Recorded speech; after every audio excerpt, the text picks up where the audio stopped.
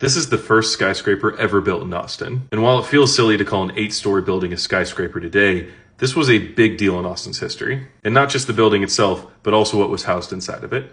And like so much other Austin history, our story starts in the Civil War, where a man named Emerson Monroe Scarborough Sr. was fighting as a Confederate soldier. After the war, he would end up going into business, eventually starting a store in Rockdale, Texas. He was involved with that store from 1874 until 1893, when he decided to move to Austin.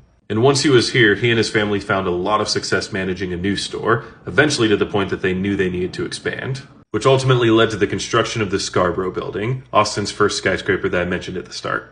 The building would be completed in 1910 and represented the expansion of a retail dynasty in Austin that would last for over 100 years. Because all 8 stories of this building were dedicated to the Scarborough and Hicks department store, which would over time drop the Hicks from the name and be known as Scarborough & Sons, or just Scarboroughs by locals. And from 1910 until the early 1970s, this really was the department store in Austin. Though for a lot of that time period, it was really just for white Austinites. Which really makes you wonder, why would a business founded by a Confederate soldier be segregated? It is just such a mystery. I have no idea how that could end up being the case.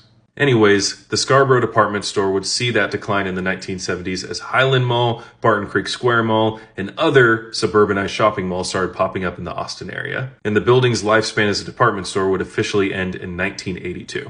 Now, Scarborough's as a brand would stick around until 2009, when its last location on North Lamar closed. It ended up franchising a ton over the years, including into those malls that I mentioned, but ultimately couldn't survive the changing retail landscape. Though we can comfortably say that the department store chain lasted way longer than this building's time as the tallest in Austin. Because this building across the street, the Littlefield building, would take that title pretty quickly after the Scarborough building opened. Because George Littlefield, who I've covered before on this channel, did not like having the second tallest building in Austin and literally added a floor after it was completed. And if you're curious to learn more about the architectural history of the Scarborough building, I highly recommend the Guide to Austin Architecture. They have a great write-up on this and so many other historic buildings. It's really worth checking out. And as you could probably predict if you've seen my videos before, there's also this really great Statesman article written by Michael Barnes, which is in my opinion the definitive source on the history of Scarborough's as a department store empire.